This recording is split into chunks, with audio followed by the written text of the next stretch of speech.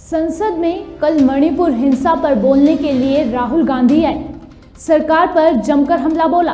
BJP को मणिपुर में भारत माता का हत्यारा तक करार दे दिया।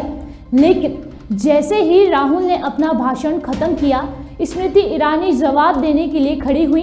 भाषण की शुरुआत में ही राहुल पर फ्लाइंग किस देने का आरोप जस्पा कर दिया, जिसके बाद जमकर बवाल मच गया। विपक्ष ने बीजेपी के इस आरोप को मुद्दों से भटकने वाला करार दिया और इसे सिरे से नकार दिया। देखिए रिपोर्ट। भारत माता की हत्या आपने मणिपुर में की। भारत मां की हत्या की बात की और कांग्रेस पार्टी यहां पर तालियां बजाती रही।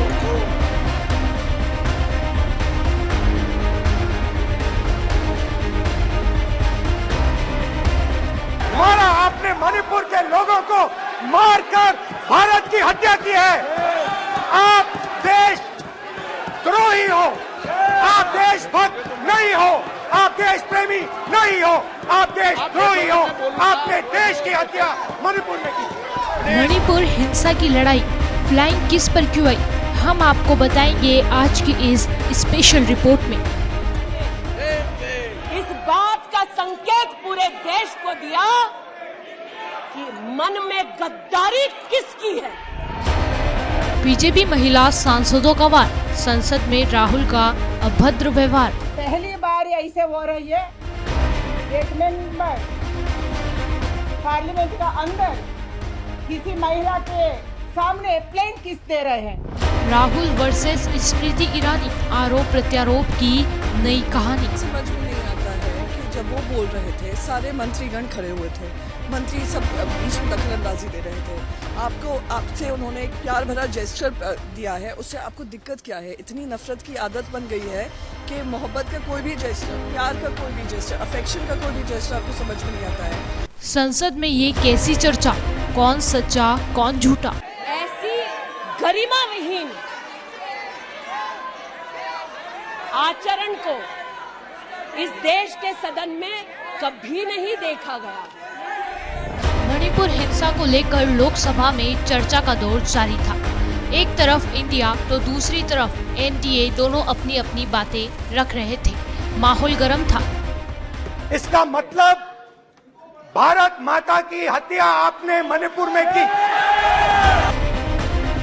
इस बीच अपनी बात रखने राहुल गांधी खड़े हुए और फिर बीजेपी और उसके सहयोगी दलों पर जोरदार हमला शुरू कर दिया। जैसे मैंने भाषण के शुरुआत में बोला, भारत एक आवाज है, भारत हमारी जनता की आवाज है, दिल की आवाज है। उस आवाज की हत्या आपने मणिपुर में की। इसका मतलब भारत माता की हत्या आपने मणिपुर में की।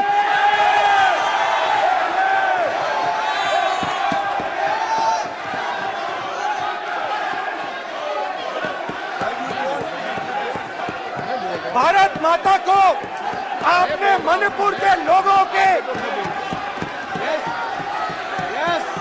मारा। आपने मणिपुर के लोगों को मारकर भारत की हत्या की है।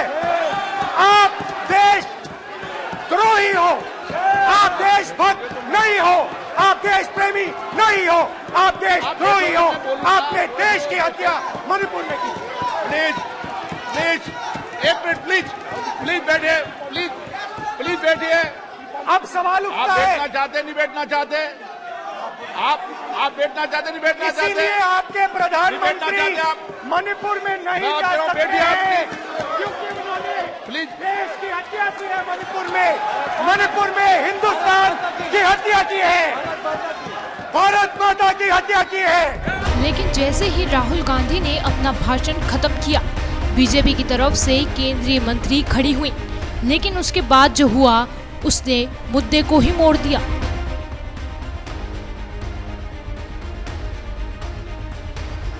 ऐसी गरिमा विहीन आचरण को इस देश के सदन में कभी नहीं देखा गया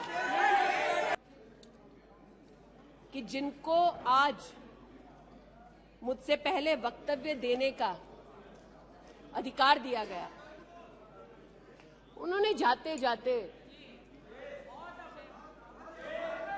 एक अभद्र यहां पर लक्षण के दर्शन दिए। It is only a misogynistic man who can give a flying kiss to a parliament with seats female members of parliament. ऐसी गरिमा विहीन आचरण को इस देश के सदन में कभी नहीं देखा गया। ये उस खानदान के लक्षण हैं, ये आज सदन में देश को पता चले। ये क्या बिहेवियर है, क्या नेता है वो। इसीलिए हम आज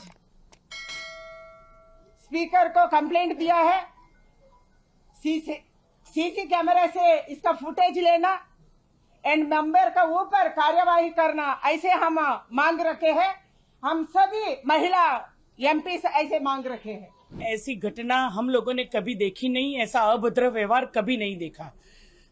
जो पार्लियामेंट को एक मंदिर की तरह प्रधानमंत्री जी जब यहाँ प्रवेश करते हैं, उनको हम लोग मंदिर मानते हैं, उसी जगह पे अपना वक्तव्य खत्म करने के बाद में वो किसी की बात सुनना नहीं चाहते थे। उनकी बातें जब उन्होंने खत्म करी, सरकार के प्रति अविश्वास दिखाया और जब स्मृति ईरानी जी ने बोलना शुरू किया, उसी समय उनको लग रहा था कि उन्होंने बाजी मार ली है और विनिंग विक्ट्री के साथ में बाहर निकलते निकलते उन्होंने जो फ्लाइंग किस का जो एक एक्ट किया, हमने कभी नहीं देखा। कभी पार्लियामेंट के अंदर आंख मारते हैं, कभी ऐसा अभद्र व्यवहार करते हैं। जो हम महिला सांसद, जो महिला और हमारी भारत की संस्कृति हम अगर बात करें तो हमारे व्यवहार आचरण में ये बात कभी नहीं आती। तो इसका हम सख्त पुरजोर विरोध करते हैं और आज हम लोगों ने स्पीकर को उनका हमारी ओर से सभी महिला सांसद की ओर से ये एक पत्र दिया है कि आप आपका फुटेज निकालिए और जब ये बात निकलकर सामने आएगी तब आप लोगों को भी ये पता चलेगा कि कैसे बिहेवियर होता है। पहले भी प्रधानमंत्री जी बोल रहे थे, तब आंख मारना उनका जो एक बिहेवियर था वो सबने, पूरी दुनिया ने देखा है। आज तो हद कर दी और आज ऐसे अभद्र व्यवहार पार्लियामेंट के अंदर हम लोगों ने कभी नहीं देखा। यूनियन WCD मिनिस्टर बहुत गुस्से में है, पर मुझे समझ नहीं आता ये गुस्सा कहां जाता है जब उनके सिर्फ 2 रो पीछे ब्रिजभूषण सिंह नाम का एक आदमी बैठता है। इस आदमी ने 5 से ज्यादा रेसलर्स के साथ, ओलंपियन रेसलर्स के साथ सेक्सुअल हैरेसमेंट करा है, कमरों में बुलाया है, कमर पे हाथ रखा है, छाती पे हाथ रखा है। तब यूनियन WCD मिनिस्टर को गुस्सा नहीं आता।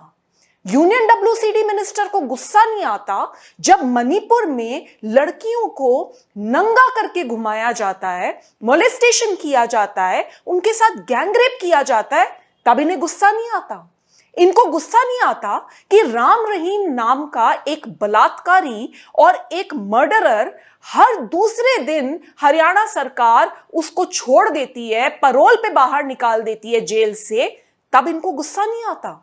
इनको गुस्सा नहीं आता कि बिल्किस बानो, जिसके साथ इतनी बुरी तरीके से गैंगरेप किया गया, उसके परिवार के 7 लोगों को मार डाला गया और उन रेपिस्ट और मर्डरर को इंडिपेंडेंस डे पे छोड़ दिया गया, आजाद कर दिया गया। उस पे गुस्सा नहीं आता। इनको गुस्सा नहीं आता कि हर दिन देश के किसी ना किसी कोने से इतनी डराने वाली रेप की घटना सामने आती है, तब यूनियन WCD मिनिस्टर को गुस्सा नहीं आता। So I really think that this woman does not have her priorities right and she engages in whataboutery. गुस्सा आना चाहिए, पर गुस्सा मुद्दों पे आना चाहिए। Come out in the open and said our allegation is not on corruption. Our allegation is that the previous government's works that have been done, the bills are not being released on time. And the government is very, very clear saying that any work that, any bills that need to be passed, the works will have to go through third-party vigilance. They'll have to go through the rules of the government that is necessary to ensure the bills are reimbursed. And that's all we are doing. We are following rules. Why is the BJP telling, no, we should not follow the rules? The BJP, what the Contractors Association is saying, kindly hurry up. We have already suffered in the hands of the BJP. Now your government has come up. Please ensure that the contractors' bills are reduced, are released as quickly as possible. The allegations 15% is being rubbish. Let them give evidence. No. When we alleged 40%, did the Congress allege it? The Contractors Association, one person committed suicide. And anytime we alleged anything, we gave documents, right? Where are these documents? Where is that pen drive? Where are these so-called witnesses for all these acts of corruption? Let them come. See, BJP right now has become completely desperate. They are roaming around like headless chicken. They have no opposition leader. It's been 3 months. Budget has been passed. Governor's speech is over. 4 out of the 5 guarantees have been implemented. BJP does not have any work to do. I would strongly suggest either they go around, see Karnataka tourism. Let them go and enhance our, let them go and see our great destinations in our state.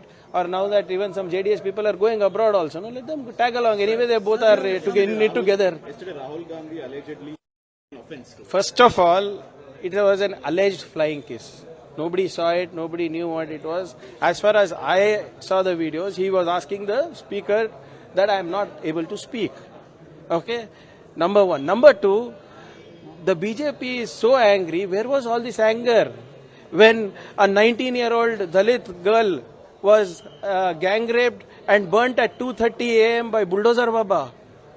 Where was this anger when the wrestlers were sitting? Where was this anger when the rapist of Bilkis Banu was released? And not only released, he was felicitated. Where was this anger during Unnao? Where was this anger during Manipur?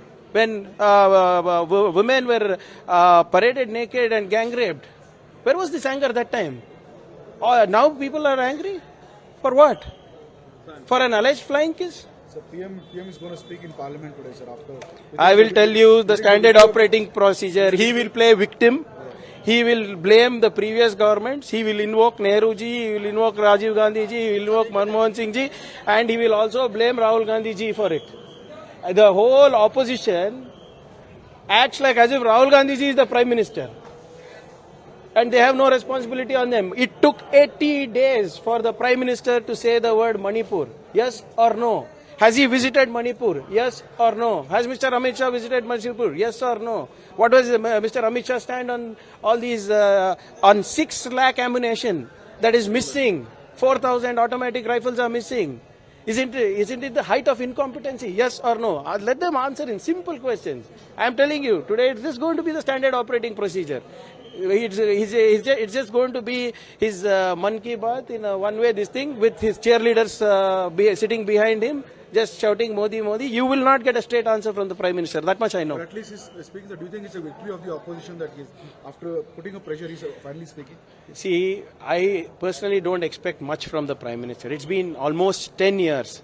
When he does not have the courage to come and sit in a press conference, in an open press conference to answer the media, you think he's going to answer straight? We know this. It's a standard operating template of the BJP. The Prime Minister does not have the courage to speak in front of people. He does not have the courage for debates. Even today, we are ready to debate with him.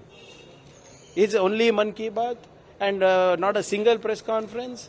This is not the way a Prime Minister should be. Let us see, Mr. Dr. Manmohan Singh had more than 600 press conferences. Show me one press conference which has been a dialogue of Mr. Modi's.